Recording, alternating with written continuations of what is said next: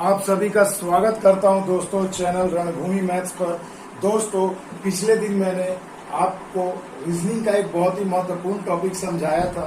जी हां दोस्तों, उस टॉपिक का नाम था कथन तथा परिणाम, यानी कि दोस्तों कॉज एंड इफेक्ट, कारण तथा प्रभाव। तो उस टॉपिक को आपने अच्छे से भली भांति समझ लिया, वो काफी इजी टॉपिक था। आज दोस्तों जिस टॉपिक की हम चर्चा करेंगे वो देख पा रहे हैं आप स्क्रीन पे, नाम है कोर्सेज ऑफ एक्शन, कथन तथा कार्यवाहियां। जी हाँ दोस्तों, एसएससी, आरआरबी और बैंकिंग में लॉजिकल रीजनिंग का ये एक बहुत ही बहुमूल्य टॉपिक है और इस टॉपिक से आपको लगभग हर एग्जाम में 1 से 2 प्रश्न जरूर मिलते हैं और अक्सर बच्चे इसी टॉपिक को ध्यान नहीं देते हैं और गलती करके आ जाते हैं एग्जाम में और उनका स्कोर कम हो जाता है। तो दोस्तों आज का ये वीडियो बहुत ही इंपॉर्टेंट होने वाला है आप सभी अभ्यर्थियों के लिए, क्योंकि दोस्तों कथन तथा कार्यवाही से 1 से 2 क्वेश्चन आएगा ही और आज मैं फुल डिटेल में आपको समझाऊंगा कि कैसे लॉजिकली आप इस प्रकार के प्रश्नों को सही कर सकते हैं। तो आइए दोस्तों वीडियो को स्टार्ट करते हैं। देखिए दोस्तों, सबसे पहले हेडलाइन को ही आप देख करके हेडिंग को ही समझिए, कथन तथा कार्यवाही। यानी दोस्तों आपको एक स्टेटमेंट दिया जाएगा और उसके लिए कुछ एक्शंस दिए जाएंगे, 1, 2, 3 या कभी कभी 1 और 2 ही दिए जाते हैं। तो ऐसे क्वेश्चंस को आप कौन सी कार्यवाही उसके लिए सटीक होगी ये आपको सही वहां पर चुनना है। तो दोस्तों सबसे पहले आप देखिए, कथन और कार्यवाहियां परीक्षा में जो अभी पूछे जा रहे हैं वो 2 टाइप के पूछे जाते हैं। 1 नंबर आप स्क्रीन पर यहाँ देख पा रहे हैं, दिया गया समस्या समाधान संबंध। अब दोस्तों ये समस्या और समाधान संबंध क्या है दोस्तों, तो इसे अच्छे से समझिएगा। इसमें क्या किया जाएगा दोस्तों, आपको एक किसी प्रकार की समस्या दे दी जाएगी और आपको वहां पर 2 समाधान या 3 समाधान या 4 भी दिए जा सकते हैं। समाधान के रूप में आपको कार्यवाहियां दी जाएगी और आपको चुनना है कि उसमें से कौन सी कार्यवाही या 1 से अधिक या दोनों या तीनों जो भी होंगे, जितने भी होंगे, कौन सी कार्यवाही इस समस्या का समाधान कर सकती है। यानी कि क्विक रिजल्ट चाहिए। क्या चाहिए भैया, हमें यहाँ पर क्विक रिजल्ट चाहिए, यानी आपको तुरंत एक्शन लेना होगा। तुरंत आपको क्या करना है मेरे बच्चों, एक्शन लेना होगा। तो ऐसे जवाब आपको चुनना होगा तो आपको समस्या और समाधान आप अच्छे से समझा सकते हैं। ज्यादातर दोस्तों समस्या और समाधान वाले प्रश्न में आपको क्या रहेगा, मान लो प्रदूषण की हालत खराब हो रही है, ज्यादा बिगड़ रहा है, लूट की घटनाएं बढ़ गई है, जानबूझकर किसी की हत्या कर दी गई है या किसी प्रकार का कदाचार हो रहा है, दहेज हत्या हो रही है, मतलब इस टाइप के टॉपिक यानी समस्या दी जाएगी और आपको उसका तुरंत सॉल्यूशन ढूंढना है। तो इसका सही उत्तर पाने के लिए आप क्या कर सकते हैं दोस्तों, तो सिंपल सी चीजें देखिए, आपको यहाँ पर अपनी सामान्य बुद्धि का परिचय देना होगा। सामान्य बुद्धि यानी कॉमन सेंस वाली चीजें रखनी होगी। आपको सामान्य सचेतता का भी ध्यान रखना होगा। सामान्य सचेतता यानी आपको सचेत रहना होगा कि उस मैटर को समझ के आप क्या आपको सचेत आप अपने आप को रख पा रहे हैं, क्या सोच करके आप जवाब दे रहे हैं। उसके बाद आपको कुछ ऐसे तथ्य ढूंढने होंगे जो सर्वव्यापी होंगे। सर्वव्यापी यानी कि यूनिवर्सल होगा दोस्तों, जो यूनिवर्सली एकदम ट्रूथ है, यूनिवर्सल होगा ट्रूथ या यूनिवर्सल सर्वव्यापी सत्य हो। उसके बाद आपको जो सबसे इम्पोर्टेंट चीज है, ये 4 नंबर जो मैं आपको समझाना चाह रहा हूँ, इसका आंसर ढूंढने के तरीके में से जो सबसे महत्वपूर्ण है, आपको ऐसा समाधान ढूंढना है जिससे कि कोई पॉजिटिव रिजल्ट निकले। यानी मेरे बच्चों आपका जो आंसर होगा उससे हमेशा पॉजिटिविटी, धनात्मकता झलकनी चाहिए, तभी बच्चों आप सही आंसर कर पाओगे। तो भैया देखो, ये था समस्या समाधान का संबंध, यानी आपको एक समस्या दे दी जाएगी, उसका समाधान दिया जाएगा, वही कार्यवाही के रूप में लिखा रहेगा। तो आपको ये सिर्फ भिन्न 4 बातों को ध्यान रखना है कि कॉमन बुद्धि, सामान्य बुद्धि, कॉमन सेंस वाली चीजें हो, सामान्यतः सचेत रहें, सर्वव्यापी यानी यूनिवर्सल फैक्ट, यानी कि ऐसा जवाब हो आपका जो बिल्कुल सर्वव्यापी सत्य हो, और सबसे इम्पोर्टेंट पॉजिटिविटी झलकनी चाहिए। ये एकदम बेसिक सी चीजें हैं दोस्तों। इतनी बातों का अगर आप ध्यान रखें तो मेरा दावा है दोस्तों, कथन और कार्यवाही में समस्या और समाधान वाली जो बातें होंगी वो आप 100% आप सही कर पाओगे। और आइए दूसरा जो पार्ट है वो भी मैं आपको बताता हूं। देखिए कार्य अनुरूप संबंध। अब ये कार्य अनुरूप संबंध क्या होता है भैया, इसमें देखिए कार्य अनुरूप संबंध में ऐसा, इसमें भी आपको कथन दिया जाएगा 1, 2, 3 या 3 से अधिक कार्यवाहियां मतलब एक्शन दिए जाएंगे और आपको सही आंसर चुनना। दोनों बिल्कुल सेम है, बस अंतर ये है दोस्तों कि ये समस्या रहेगी और यहाँ पर क्या होगा दोस्तों, कार्य अनुरूप में यहाँ पर कथन जो होगा वो समस्या के रूप में नहीं होगा, वो समस्या के रूप में नहीं होगा। ये जस्ट आपको कुछ घटनाएं बोल दी जाएंगी, वर्तमान में जो घटी घटना है उस टाइप की घटना दे दी जाएगी और आपको उसके अनुरूप कार्य करना है। मतलब उस घटना को ठीक करने के लिए आप क्या काम करोगे, आ गई बात समझ में। इसमें आपको कुछ समाचार पत्र के अंश रहेंगे, ठीक है, कुछ डेटा दिए जाएंगे, तो इस प्रकार से आपको समस्याएं दी जाएंगी। इसका आंसर आपको ढूंढने का सबसे अच्छा तरीका मैं आपको बता रहा हूं दोस्तों। तरीका नंबर 1, सबसे पहला चीज इसमें भी आता है दोस्तों, पॉजिटिविटी होना चाहिए। आंसर जो आपका होगा वो पॉजिटिव होगा। आपको 2 नंबर में मैं लिख दे रहा हूं कि निगेटिविटी कभी भी झलकनी नहीं चाहिए। यानी आप जो भी आंसर चुनेंगे मेरे बच्चों, उसमें निगेटिविटी नहीं आना चाहिए। अगर निगेटिविटी किसी आपको मान लो कार्यवाही 1, 2, 3 दिए गए हैं और 3 नंबर कार्यवाही से अगर आपको निगेटिविटी झलक रही कि नहीं, अगर ये हम एक्शन लेते हैं तो इसका निगेटिव परिणाम आएगा, ठीक है, नकारात्मक परिणाम आएगा, नेगेटिव रिजल्ट निकलेगा, तो वो आंसर कभी भूल के भी आपका नहीं होगा। आ गई बात समझ में। तो देखो दोस्तों, बस मोटी बातों में मैं आपको समझा दे रहा हूं कि इसमें आपको क्विक रिजल्ट चाहिए और इसमें भी आपको समस्या जो है, जो कथन दिया जाएगा वो समस्या के रूप में नहीं होगा, मगर आपको उसे समस्या के को मान करके ही आपको उसका क्या है, उसके अनुरूप कार्य करना है कि आप क्या करोगे। तो देखो दोस्तों, ये एक बेसिक सा कंसेप्ट था जो मैंने आपको समझा दिया। अब आइए चलते हैं इन दोनों टाइप से परीक्षा में आए हुए कुछ प्रश्न को मैं आपको सॉल्व करके बताता हूं। तो उस तरीके से आप देखिए, आपको बिल्कुल फायदा होगा दोस्तों और आप अच्छे तरीके से प्रश्नों को सॉल्व भी कर पाओगे। तो देखिए दोस्तों, टाइप 1 जो अभी मैंने आपको बताया, समस्या समाधान संबंध पर आधारित परीक्षा में आए हुए प्रश्न है। अब आइए हम लोग फटाफट इसे सॉल्व करते हैं। तो बस टॉपिक को याद रखिएगा जो मैंने अभी इस क्वेश्चन के पहले आपको बताया कि कैसे आप पकड़ेंगे कि कौन सी प्रश्न जो है समस्या समाधान से रिलेटेड है और कौन सा कार्य अनुरूप। तो वीडियो में आगे बढ़ते चलेंगे और समझाते चलेंगे दोस्तों, बिल्कुल हल हो जाएगा। अब पहले आप देखिए, यहाँ पर आपको एक कथन दिया गया है कि अध्ययन से पता चलता है कि विकासशील देशों में 5 वर्ष से कम बच्चों की मृत्यु डायरिया तथा आंत के परजीवी द्वारा हो रही है। अब दोस्तों बताइए, अब आप ही बताइए, इस कथन को पढ़ के आपको क्या लग रहा है कि ये कोई आपको कार्य अनुरूप बात है या ये एक समस्या है? तो जी हाँ, बिल्कुल दोस्तों, ये एक समस्या है।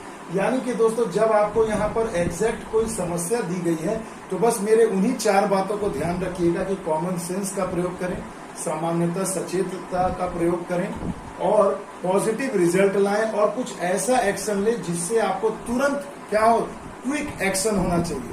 तो ऐसे जवाब में आपको अगर ये 4 गुण मिले तो आप बिल्कुल आप क्या करोगे भैया, वो 4 गुण जिस आंसर में आपको लगे कि हाँ भैया ये उन चारों में से मैच कर रहा है, तो भैया वही आपका सटीक जवाब होगा। तो देखिए, यहाँ आपको जो समस्या दी गई है, जो डेवलपिंग कंट्री है उसमें 5 वर्ष से कम उम्र के बच्चों की मृत्यु मुख्यतः डायरिया और आंत के परजीवी के द्वारा हो रही है। ये समस्या है, तो समाधान क्या होना चाहिए, क्या एक्शन लोगे भैया? तो देखो, यहाँ आपको कार्यवाही नंबर 1 में कहा जा रहा है, इन देशों की सरकारों को आरोग्य स्थिति यानी कि मेडिकल फैसिलिटी को सुधारने के लिए उचित कदम उठाना चाहिए। मतलब दोस्तों कि ये मेडिकल फैसिलिटी से ही तो रिलेटेड है कि अगर मेडिकल फैसिलिटी यहाँ पे ठीक होती तो ये प्रॉब्लम नहीं आती। तो जी हाँ दोस्तों, मैं बिल्कुल कहूंगा कि यहाँ पर कार्यवाही नंबर जो 1 है वो बिल्कुल जायज है। जरूरी है कि अगर सरकार उचित कदम उठाए तो ये समस्या क्या है, तुरंत में रुक जाएगी। दूसरा देखिए दोस्तों, 5 वर्ष से कम उम्र के बच्चों को डॉक्टरी सुरक्षा के अधीन रखना चाहिए। ये अगर वहां पर सरकार कर दे कि 5 वर्ष या वहां के गार्जियन भी कर दें कि जब तक 5 साल न हो बच्चों की तो उन्हें डॉक्टरी सुरक्षा के अंदर रखा जाए, तो ये भी, इससे भी ये प्रॉब्लम आपकी दूर हो जाएगी। तो जी हाँ दोस्तों, यहाँ पर देखिए आपके दोनों के दोनों कार्यवाही में बिल्कुल पॉजिटिविटी झलक रही है, और ऐसा करने से, क्विक आपको एक्शन करने से आपको रिजल्ट मिल रहा है। यानी कि दोस्तों ये दोनों के दोनों माफ कीजिएगा, ये दोनों के दोनों ये दिए गए समस्या का समाधान है। यानी ये दोनों के दोनों जो कार्यवाहियां हैं ये बिल्कुल परफेक्ट बैठ रही है। तो अब यहाँ पर आपका आंसर क्या हो जाएगा दोस्तों, जैसा पिछले बार में था, इसमें 5 ऑप्शन दिया जाएगा आपको। तो ऑप्शन ऐसे रहेगा, नंबर ए में रहेगा ओनली 1, ऑप्शन बी में रहेगा ओनली 2, ऑप्शन सी में आपको दिया जा सकता है 1 and 2, ऑप्शन डी में रहेगा नीदर 1 यानी ना ही एक और ना ही 2, ठीक है। और 5वां जो ऑप्शन आपको मिलेगा दोस्तों, 1 अथवा 2। अब ये भैया देखिए ऑप्शन ई में 1 और 2, तो ये शॉर्ट में मैं लिख दिया हूं, इसे आप कॉपी में लिख सकते हो। और उसके बाद जैसे जैसे प्रश्न आएंगे मैं आपको समझाता जाऊंगा, आप अपना ऑप्शन इस तरीके से आंसर करोगे। आ गई बात समझ में दोस्तों? तो देखिए बहुत ही बेहतरीन सा कंसेप्ट था, देखिए कितनी आसानी से हमने इसे समझ लिया। तो आइए दोस्तों चलते हैं आगे, क्वेश्चनों का भरमार पड़ा हुआ है, उड़ाते जाएंगे, सीखते जाएंगे, सिखाते जाएंगे। क्लियर दोस्तों? अब देखिए दोस्तों अगला क्वेश्चन स्क्रीन पर है, क्वेश्चन नंबर 2 आपके स्क्रीन पर है, बहुत ही बेहतरीन है। देखिए प्रत्येक कथन में कहा गया प्रत्येक वर्ष मानसून से पहले या बाद में हमें रोगों का सामना करना पड़ता है। इस वर्ष एक व्यापक रोग जो 4 वर्ष के बाद प्रतीत हुआ है। अब ये आपको एक समस्या दे दी गई, ऑब्वियसली एक समस्या है। तो देखिए प्रत्येक वर्ष मानसून के बाद हमें क्या है, रोगों का सामना करना पड़ता है, रोग मानसून के पहले या बाद में, यानी उसके दौरान, ठीक है। तो इस वर्ष एक व्यापक रोग जो 4 वर्ष के बाद प्रतीत हुआ है, ये आपको समस्या दे दी गई है। अब भैया कार्यवाही एक्शन क्या लोगे, क्विक एक्शन। तो देखो प्रत्येक 4 वर्ष बाद सावधानी पूर्वक पहल होनी चाहिए। तो आप मेरे को ये बताओ, क्या प्रत्येक 4 वर्ष के बाद ही सावधानी पूर्वक पहल करोगे, हर वर्ष नहीं करोगे? यहाँ तो कहा जा रहा है हर वर्ष हमें रोगों का सामना करना पड़ रहा है। हाँ, भले से कोई नया जो प्रॉब्लम है, नया रोग है जो 4 साल के बाद आया है, मगर ये नहीं कि हर साल रोग नहीं आ रहा है। यानी आपको हर वर्ष ना भैया सावधानी पूर्वक पहल करनी होगी। यहाँ दिया गया 4 वर्ष के बाद। तो देखो इस प्रकार के ऑप्शन में फंसाए जाते हैं आप लोगों को, तो देखो ये आंसर तो कभी नहीं होगा। दूसरा ऑप्शन पढ़ लो, जनता को सलाह देना चाहिए कि मानसून के दिनों में उबले हुए जल का सेवन करें। तो ये एक बढ़िया उपाय है दोस्तों, इससे क्विक रिजल्ट मिलेगा, क्योंकि मानसून के समय में उबले हुए पानी को ही हम पीते हैं, नहीं तो भाई पानी में तो इन्फेक्शन आ जाता है जिससे तरह तरह के रोग आते हैं। तो ये एक क्विक एक्शन देखो और एक पॉजिटिव रिजल्ट दिखला रहा है। ये पॉजिटिव रिजल्ट नहीं दिखला रहा था, क्योंकि ये बात हो रही थी कि 4 साल के बाद ही हम हर 4 साल पे सावधानी पूर्वक पहल करेंगे, जो कि सही नहीं है। तो बाकी के बीच के 3 साल में क्या सावधानी पूर्वक पहल नहीं करेंगे? तो देखो इससे निगेटिविटी झलक रही थी, इसलिए ये आपका आंसर कभी नहीं हो सकता। इसलिए भैया देखो ऑप्शन नंबर 2 जबरदस्त आंसर है और यही आपका आंसर होगा। तो अब भैया ओनली 2 आपको ऑप्शन में जहां दिख जावे बस वही आंसर कर देना। आ गई बात समझ में? तो देखो भैया बेसिक कंसेप्ट अगर इस तरह से समझोगे तो आपको जवाब करना बहुत ही आसान हो जाएगा। आई होप आपको मजा आ रहा होगा दोस्तों। अब देखिए दोस्तों क्वेश्चन नंबर 3 आपके स्क्रीन पर है और अब जबरदस्त क्वेश्चन आ गया दोस्तों। अब देखो आपके ज्ञान को झकझोर देने वाला प्रश्न है। तो देखिए दोस्तों सवाल बहुत ही बढ़िया है, इसे अच्छे से समझिएगा। कहा गया कथन में कि 6 बजे से 8 बजे तक भीषण यातायात रहता है, केवल 2 किलोमीटर की दूरी को तय करने में आधा घंटा समय लग जाता है। बात को समझिए अच्छे से कि मान लो किसी शहर में 6 से 8 बजे के बीच में इतना ज्यादा ट्रैफिक रहता है कि सिर्फ 2 किलोमीटर का डिस्टेंस आपको ट्रेवल करने में आधा घंटा लग जा रहा है। समस्या है ना भाई, है ना? तो चलिए अब हम लोग इसकी कार्यवाही पर ध्यान देते हैं कि कार्यवाही में क्या कहा जा रहा है। तो सबसे पहले देखिए भैया समस्या ये है, कथन खास समय 6 से 8 बजे की ही बात कर रहा है। यानी सामान्य सचेतता के आधार पर हम ये कह सकते हैं कि या तो सड़क क्या संकीर्ण है, मतलब नैरो है, छोटा है, और या तो यातायात उस समय बहुत अधिक है, यानी ये दोनों कंडीशन हो सकते हैं कि या तो भैया सड़क काफी कम चौड़ी है और या तो सड़क चौड़ी ठीक ठाक है, मगर उस समय रश इतना ज्यादा है, भीड़ इतनी ज्यादा है, वाहनों की संख्या इतनी ज्यादा है कि जाम लग जा रहा है, ट्रैफिक जैम हो जा रहा है, तो आपको 2 किलोमीटर की दूरी तय करने में आधा घंटा समय लग रहा है। अगर मान लो, तो यहाँ देखो 2 केस होते हैं दोस्तों। केस नंबर 1, अगर मान लो सड़क आपकी संकीर्ण है और दूसरा हो रहा है कि सड़क ठीक ठाक है, वाहनों की संख्या बहुत ज्यादा है। यहाँ देखिए, यहाँ इस समस्या से हमें यही दो समस्या ध्यान में आ रहा है कि या तो सड़क कम चौड़ी है, संकीर्ण है, नैरो है। तो भैया अगर ये संकीर्ण है तो यहाँ पर आप क्या कर सकते हैं, सड़क को चौड़ा कर सकते हैं। तो अगर केवल रीजन एक हो तो आप 1 नंबर आप कह सकते हैं कि सड़क को चौड़ा कर देने से भाई समस्या दूर हो जाएगी। मगर दोस्तों अगर दूसरा पहलू लें कि भैया सड़क ठीक ठाक है लेकिन वाहनों की संख्या बहुत ज्यादा है, बहुत ज्यादा लोग उस समय ट्रेवल करते हैं, तो यहाँ पर सड़क चौड़ा करने से नहीं होगा। आपको यातायात को किसी दूसरे मार्ग से विचलित कर देना होगा कि भैया इस समय इस मार्ग से न जाकर रूट को डाइवर्ट कर दिया जाए कि आधे इधर से निकल जाओ, आधे इधर से निकल जाओ, आगे जाकर मिल जाओ। आई बात समझ में? तो दूसरे रीजन के लिए ये वाला दूसरा आपका सही हो सकता है। तो मेरे बच्चों, अब यहाँ बच्चे गलती क्या करते हैं, वो फटाक से आंसर कर देते हैं 1 and 2 बोथ, जो कि बच्चा परीक्षा में गलत करके आ जाता है। जी हाँ मेरे बच्चों, जब आप देखिए यहाँ आपको कोई एक ठोस कारण नहीं पता चल पा रहा कि किस वजह से 6 से 8 दूरी भीषण यातायात जाम हो जा रहा है, तो भैया तो सड़क आप तुरंत में चौड़ा कर सकते हो। तो कब? जब आपकी सड़क चौड़ी ना हो। मगर दोस्तों सड़क चौड़ी है मगर यातायात का वाहन इतना ज्यादा है, संख्या इतनी ज्यादा, तो आप रूट को डाइवर्ट कर दो। जब दोनों निकल के आ जा रहे हैं यहाँ पर, तो आप फंस जा रहे हैं, क्योंकि दोनों समाधान का प्रयोग आप एक ही बार नहीं कर सकते। तो यहाँ पर आपका आंसर क्या हो जाएगा मेरे बच्चों, यहाँ 1 और 2 दोनों में से कोई भी कार्यवाही सही नहीं है, क्योंकि यहाँ सवाल से हमें एग्जैक्ट रीजन का पता नहीं चल पा रहा है कि समस्या किस वजह से है। सड़क चौड़ी कम है इसलिए, या वाहनों की संख्या बहुत अधिक है इसलिए। तो भैया ऐसे क्वेश्चन से सावधान रहिएगा मेरे बच्चों।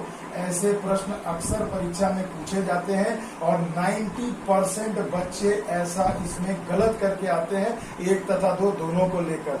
तो एग्जैक्ट समस्या पता चले तभी तो आप समाधान ले पाओगे। जैसा अभी पिछले प्रश्न में कि हमें पता है कि 5 वर्ष से कम उम्र के बच्चों को डायरिया और आंत में पाए जाने वाले परजीवी से मृत्यु हो रही है, तो भाई मेडिकल सिस्टम को सुधारेंगे और उन्हें डॉक्टरी सुरक्षा के अंतर्गत रखेंगे, तो दोनों हम कर सकते थे। मगर यहाँ तो आपको एग्जैक्ट पता नहीं चल पा रहा है ना भैया कि रीजन क्या है, व्हाट इज द रीजन कि जो 6 से 8 बजे तक आपका यातायात जाम रह रहा है। तो 2 रीजन निकल के आ रहा है कि रोड, यहाँ इसी से पता चल रहा है कि रोड अगर चौड़ा नहीं है, ये बात निकल के आ रही है, और दूसरा कि वाहन बहुत ज्यादा है इसलिए रूट डाइवर्ट कर दे। तो दोनों को आप एक साथ अप्लाई नहीं कर सकते। तो यहाँ आपका आंसर हो जाएगा 1 या 2, दोनों में से कोई भी कार्यवाही सही नहीं है मेरे बच्चों।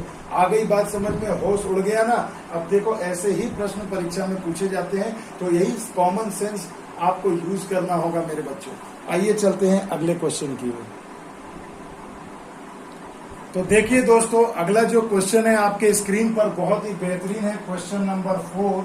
इसे समझिएगा। कथन में देखिए एक समस्या आपको दी गई है, इसे ध्यान से समझे कि बचाव कानून होने के बावजूद भी खेत में काम कर रहे मजदूरों का शोषण जमींदारों के द्वारा किया जाता है ना भैया? ये एक समस्या। तो कार्यवाही क्या करेंगे हम लोग? देखिए, जमींदारों के समक्ष अच्छे स्वभाव तथा गुणों की व्याख्या करें। भैया 21वीं सदी है, चाहे कोई भी सदी हो, हम किसी के समक्ष अच्छे स्वभाव और गुण की व्याख्या करें तो क्या ये इस कारण से इनका शोषण रुक जाएगा क्या? नहीं ना भैया, कॉमन सेंस यूज करिए। तो भैया यहाँ तो पढ़ते के साथ ही पता चल गया कि 1 नंबर जो कार्यवाही है वो तो कभी जीवन में सही नहीं हो सकती, क्योंकि इससे आपको समस्या का समाधान होता नहीं दिख रहा है। अब देखिए, बचाव कानून की बात यहाँ की जा रही है कि बचाव कानून ऑलरेडी है समाज में, सिस्टम में, तो क्यों ना उसे कड़ाई से लागू किया जाए। तो जी हाँ दोस्तों, ऑप्शन नंबर 2 बिल्कुल तर्कसंगत है और बिल्कुल ये क्विक एक्शन दर्शा रहा है। इससे पॉजिटिव रिजल्ट निकलता हुआ दिख रहा है कि अगर हम बचाव कानून को कड़ाई से लागू कराया जाए तो भैया मजदूरों पर जमींदारों के द्वारा किया गया शोषण रुक सकता है ना भाई? तो यहाँ पर ओनली 2 यानी केवल निष्कर्ष नंबर 2 ही आपको सही दिख रहा है। ये कार्यवाही नंबर 2 ही सही है। तो देखो भैया मजा आ गया ना। तो भैया ये था बेसिक कंसेप्ट। अब आइए मैं टाइप 2 की चर्चा करता हूं कि जब कार्य अनुरूप संबंध दिया रहेगा तो उसके जवाब आपको किस तरीके से सोच करके देना है। तो अब देखिए दोस्तों, टाइप 2 में कार्य अनुरूप संबंध पर हम चर्चा करेंगे। और देखिए क्वेश्चन नंबर 1 बहुत ही बेसिक मैंने लिया है, परीक्षा में आया हुआ ही है, हवा में बातें नहीं करता दोस्तों, एग्जाम में सभी आए हुए ही प्रश्न। तो देखिए दोस्तों, हमें यहाँ क्या करना, जब कार्य अनुरूप संबंध हमें मिलेगा तो सबसे पहला जो काम है भैया, हमें कथन को पढ़ना है। चलिए पढ़ते हैं। पुल टूट गया और सभी यातायात जाम हो गया। तो देखिए दोस्तों, मैंने आपको अभी बताया था कि कार्य अनुरूप संबंध को जब भी आप हल करोगे तो इसमें जो है प्रश्न से कथन से जो समस्या होगी वो समस्या के रूप में नहीं होगी, मगर क्योंकि ये देखो बार बार की समस्या, ये अभी हठात ये समस्या जन्म हुई कि भैया अचानक पुल टूट गया है और सभी यातायात जाम हो गया है। तो आपको कार्यवाही ऐसा करना होगा कि आपको इसका कुछ विकल्प ढूंढना होगा कि भैया कैसे हम इस प्रकार की समस्या को तुरंत दूर करें। तो हो सकता है इसमें एक विकल्प भी हो सकता है, 2 विकल्प भी हो सकता है, या दोनों हो सकते हैं। सेम ऑप्शन आपके पास है जो मैंने आपको अर्लियर बताया था। तो देखिए दोस्तों, कार्यवाही क्या करेंगे अपन, सीधी सी बात है भैया, जैसे ही पता चला कि पुल टूट गया है तो भैया ये तो बात है कि जब पुल टूट गया है तो पुल का तो पुनर्निर्माण यानी रिपेयर आपको कराना ही पड़ेगा। सीधी सी बात है, पुल टूट गया। देखो क्वेश्चन के शब्द को समझो भैया, वर्ड पर ध्यान दीजिए। पुल टूट गया, सीधी सी बात है, पुल टूट गया तो भैया रिपेयर तो चाहिए ही चाहिए। तो 100% ज्यादा डिटेल में नहीं जाना है, 100% समझो कि आपको कार्यवाही एक तो करना है कि पुल का निर्माण तो कराना ही पड़ेगा, पुनर्निर्माण रिपेयर कराना ही पड़ेगा, मरम्मत कराना ही पड़ेगा। दूसरा एक समस्या देखो, सभी यातायात जाम हो गया है। तो भैया जब यातायात जाम हो गया तो उसे आप क्या करोगे, तो सोचो जब पुल टूटेगा तो मलबा जमा होगा, मलबा जमा होने के कारण आगे पीछे यातायात जाम हो गया होगा। तो उसके बाद आपको क्या करना है, यातायात कर्मचारियों को जाम साफ करने के लिए भी भेजा जाना चाहिए। सीधी सी बात है, वैकल्पिक अगर व्यवस्था करें तो देखो भैया हमें जाम को भी तो साफ करना होगा। तो देखो यहाँ पर कार्यवाही 1 और कार्यवाही दोनों के दोनों भैया कार्यवाही सही है, इसलिए मैं कह सकता हूँ कि 1 और 2 यहाँ पर दोनों के दोनों सही होंगे। तो ऑप्शन में जहां 1 तथा 2 दोनों दिख जाए बस यहाँ आपका आंसर हो जाएगा। आ गई बात समझ में। तो दोनों में बहुत ज्यादा अंतर नहीं है, बस स्लाइट डिफरेंस है दोस्तों। और उसे अगर आप अपनी तार्किक क्षमता, कॉमन सेंस की अगर बात करूं बच्चों, उससे अगर आप सवाल को पढ़ के हल करो तो देखो आंसर आपको इसी में दिख जाएगा। आ गई बात समझ में। आइए क्वेश्चन और कर लेते हैं। अब देखिए दोस्तों, क्वेश्चन नंबर 2 बहुत ही बेहतरीन है, अच्छे ढंग से इसे समझना मेरे बच्चों। देखो कथन में दिया गया, दूर दराज की आदिवासी जनता शिक्षा से काफी दूर है। तो देखो ये एक प्रॉब्लम जैसा दिख रहा है और बिल्कुल है, इसे भी हमें समझना होगा कि देखिए दूर दराज की आदिवासी जो जनता है भैया वो क्या है, शिक्षा से काफी दूर है। क्लियर। चलो अब इसका सोल्यूशन आपको ढूंढना है कि आप क्या करोगे ऐसा कार्यवाही कि जिससे कि ये समस्या आपकी इनकी दूर हो जाए।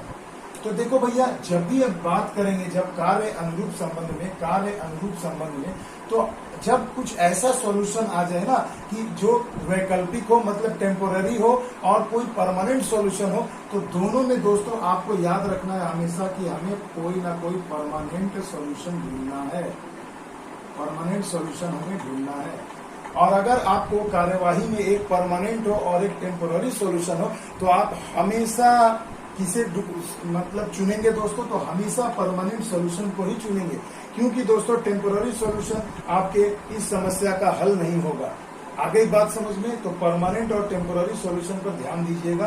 तो देखिए यहाँ पर देखिए, अगर दूर दराज की आदिवासी जनता शिक्षा से काफी दूर है मेरे बच्चों, तो बेशक वहाँ बच्चों तथा वयस्कों यानी बड़ों को, एल्डर्स के लिए भी स्कूल खोला जाना चाहिए। बिल्कुल सही बात है। तो इससे क्या होगा, परमानेंटली ये सॉल्यूशन दूर हो जाएगा। जितने भी बच्चे होंगे, जितने भी बुजुर्ग होंगे, वयस्क होंगे, उनको भी अगर स्कूल खोल दिया जाए उन सब एरिया में, आदिवासी एरिया में, तो बिल्कुल वहाँ उनको जाकर के पढ़ाया जाए तो भैया बिल्कुल वो पढ़ लेंगे और उनकी ये समस्या दूर हो सकती है। ऑप्शन नंबर 2 को जरा ध्यान दो मेरे बच्चों। समाज सेवियों को उन्हें शिक्षित होने के लिए प्रेरित करना चाहिए। Yes, this is also a solution, ये भी एक सोल्यूशन है, मगर क्या ये परमानेंट सोल्यूशन है? सिर्फ प्रेरित करने से क्या बच्चे शिक्षित हो जाएंगे आदिवासी क्षेत्र के? नहीं ना। यानी कि ये कैसा सोल्यूशन है? ये टेम्पररी सोल्यूशन है, ये अस्थायी सॉल्यूशन है। और अभी मैंने कहा कि जब आपको एक परमानेंट और एक टेम्पररी सॉल्यूशन मिल जाए तो टेम्पररी को गोली मारो और हमेशा परमानेंट सॉल्यूशन की तरफ जाओ, तो ऐसे प्रश्नों का जवाब हो जाएगा। देखो कि वहां स्कूल खोलने से ये समस्या हमेशा के लिए एक स्थायी सॉल्यूशन हो जाएगा, परमानेंट सॉल्यूशन हो जाएगा। टेम्पोररी में भैया प्रेरित करते रहो जिंदगी भर तो क्या होगा? कुछ नहीं होगा। प्रेरित करते रहोगे, उससे सिर्फ इसी से आपका ये समस्या दूर नहीं होगा। इसलिए मेरे बच्चों, हम लोग क्या करेंगे? Permanent solution. तो ये परमानेंट सॉल्यूशन और ये टेम्पोररी, तो ऑलवेज हम लोग प्रीफर करेंगे परमानेंट सॉल्यूशन की ओर। मजा आ रहा है ना दोस्तों? तो ये एक परमानेंट और टेम्पोररी सॉल्यूशन वाला क्वेश्चन भी परीक्षा में आपको बिल्कुल मिलेगा, और ये परीक्षा में आया हुआ है, तो आई होप आपको मजा आ रहा होगा दोस्तों समझने में। तो देखिए दोस्तों, अब हमें करना क्या है कि क्वेश्चन नंबर 3 पर ध्यान दीजिए, जरा गौर करिएगा। देखिए, कहा गया है भारतीय भूमि का एक बड़ा भाग क्या है? बेकार है, अनयूज्ड है। तो देखिए, मैंने कहा था ना शुरू में, कार्य और अनुरूप संबंध से जो रहेगा ना, ये एक्चुअल में प्रॉब्लम नहीं होगा, प्रॉब्लम के जैसा दिखेगा बट प्रॉब्लम नहीं होगा। तो देखो आ गया ना उस प्रकार का। तो क्या है? भारतीय भूमि का एक बड़ा हिस्सा बेकार है, मतलब अनयूज्ड है, उसका कोई इस्तेमाल नहीं हो रहा है। तो अब इसके लिए आपको क्या कार्यवाही करनी चाहिए कि जिससे इसका कुछ भला हो? तो मेरे बच्चों देखो, बेकार से अच्छा है, देखो यहाँ एक शब्द आपको दिया गया, बेकार है। भारतीय भूमि का एक बड़ा भाग क्या है? बेकार है। तो बेकार से अच्छा क्या होगा? विकास होगा। अब वो किसी भी रूप में आप विकास करिए, तो देखिए इसे कृषि के उद्देश्य से विकसित करना चाहिए। तो भैया एक बहुत बड़ा सा हिस्सा बेकार है, तो अगर वहां हम कृषि के उद्देश्य से उसे डेवलप करें, वहां कृषि की जाए तो अच्छी बात है ना। तो बेकार से तो अच्छा है, तो बिल्कुल आपका ऑप्शन नंबर 1, मतलब कार्यवाही नंबर 1 बिल्कुल सटीक है, होना चाहिए। अब दूसरा देखिए कि इसे वन के विकास के लिए भी सुरक्षित रखना चाहिए। तो आप ये भी कर सकते हो मेरे भाई, वैकल्पिक ऑप्शन यहाँ आ गया ना, वैकल्पिक विधि, कि पहला भी आप या तो कृषि कर दो या तो वहां पर वन को बढ़ा दो, जंगल ज्यादा से ज्यादा बढ़े, वो भी जरूरी है हमारे धरती, हमारे देश के लिए। तो यानी देखिए, आप एक करिए या 2 करिए, दोनों आप यहाँ पर कर सकते हो। दोनों ही केस में बेकार से तो अच्छा है मेरे भाई, है ना। तो यहाँ हम कह सकते हैं कि ऐसे केस में यहाँ कार्यवाही 1 तथा 2 यानी 1 और 2 क्या है भैया? दोनों के दोनों सही है। आ गई बात समझ में? तो देखो, ऐसा भी क्वेश्चन एग्जाम में पूछा जाता है और आपको अपने तार्किक क्षमता, सामान्य बुद्धि कौशल से इसका जवाब देना होगा। आ रही है ना देखो अब चीजें, अब पर्दा साफ हो रहा है ना, पिक्चर क्लियर हो रही है ना, समझ में आ रहा है ना बच्चों? बस ऐसे ही आपको जवाब देना है। तो अब देखिए दोस्तों, जबरदस्त क्वेश्चन आपके स्क्रीन पर है, इसे जरा हल करने का प्रयास करिए। देखिए दोस्तों, कथन में कहा गया है कि कंपनी के प्रभारी ने कहा कि कुछ रुपए दराज से गायब हो गए हैं। अब मेरे बच्चों ये क्या है? तो देखो, कंपनी का जो प्रभारी था, जो इंचार्ज था, जो चार्ज में था, उसने कहा कि रुपए दराज से, यानी जो भी उनका कैश बॉक्स होगा वहां से दराज से रुपए क्या है? गायब हो गए। अब बच्चों, अब आपको ये देखिए, समस्या नहीं है मगर ये एक घटना घट गई है, ये घटना दिया गया है कि अब आपको इस घटना से आप इसको हल करने के लिए आप कौन सा उचित कदम उठाते हैं। तो देखिए, कार्यवाही 1 में कहा गया है कि उसे अपने सहायक के साथ फिर से गिनती करके, मतलब पैसे को गिनती करके उसके सहायक, उसका जो असिस्टेंट होगा इंचार्ज का, उसके साथ बैलेंस शीट से मिलान कर लेना चाहिए। भैया फिर से एक बार कैश को गिन लो और बैलेंस से मिलाओ, देखो मिल रहा है कि नहीं बैलेंस शीट से। उसे पुलिस को खबर करना चाहिए या सहायक के वेतन से गायब राशि को काट लेना चाहिए। अब आप बताओ भैया, खुद पे इस सवाल को रखो, अगर आप इंचार्ज रहते तो सबसे पहला और उचित कदम आप क्या उठाते? तो यहाँ तो अभी कोई दोष सिद्ध नहीं हुआ है कि इंचार्ज ने ही पैसा गायब किया है, तो भैया उसके पेमेंट से आप कैसे पैसा काट लोगे? आ गई बात समझ में? तो ये तो उचित कदम नहीं है। और अभी आपको ये पता नहीं है इस कथन से कि हाँ उस सहायक ने ही पैसे को चुराया है, तो भैया आप पुलिस कैसे बुला सकते हो बिना किसी प्रूफ के? तो यानी सबसे सुंदर सा और उचित कदम यही होगा कि सबसे पहले भैया आप उस अपने सहायक को बुलाओगे और उसके साथ बैठ करके कैश को मिलाओगे बैलेंस शीट से कि उसका वो मिलान हो रहा है कि नहीं हो रहा है।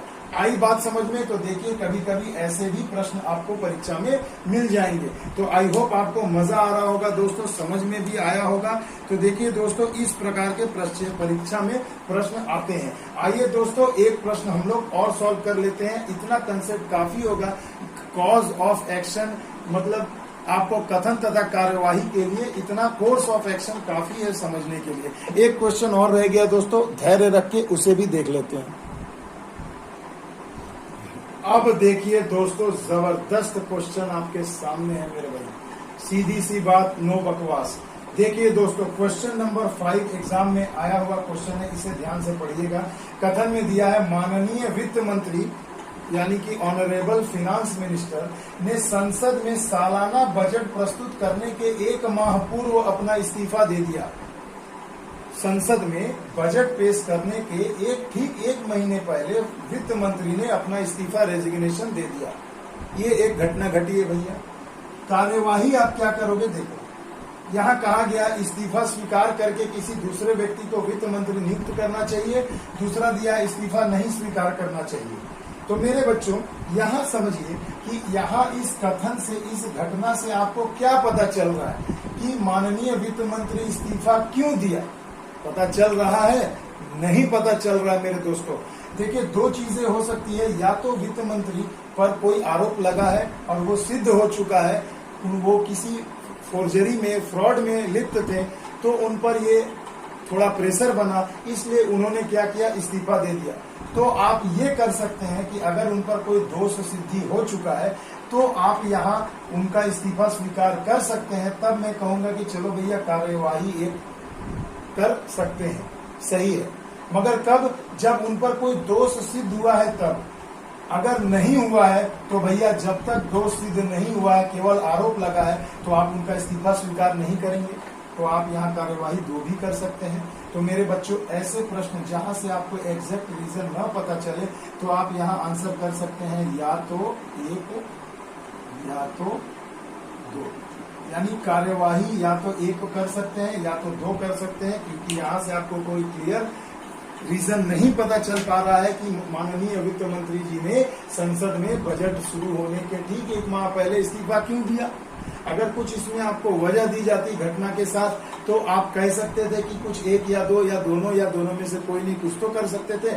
मगर यहाँ पर देखो 2 चीजें उठकर आ रही हैं, इसलिए हमारा आंसर हो जाएगा या तो ऑप्शन नंबर कथन कार्यवाही 1 या तो कार्यवाही 2। तो देखिए दोस्तों लगभग इन 2 टाइप में जितने भी प्रकार के प्रश्न पूछे गए थे मैक्सिमम मैंने आपको समझाने का प्रयास किया। अगर वीडियो अच्छा लगे दोस्तों तो एक बेहतरीन सा कमेंट आपका जरूर बनता है, तो कमेंट सेक्शन में जाकर जरूर बताइएगा कि आपको वीडियो कैसा लगा, कितना आपको समझ में आया, क्या समझ में नहीं आया। और लाइक शेयर एंड सब्सक्राइब करना न भूले दोस्तों। तो प्लीज मेरे चैनल को सब्सक्राइब कर लीजिएगा जो नए व्यूअर्स हैं मेरे चैनल पर। मिलते हैं अगले वीडियो में दोस्तों, तब तक के लिए दोस्तों जय हिंद, जय भारत।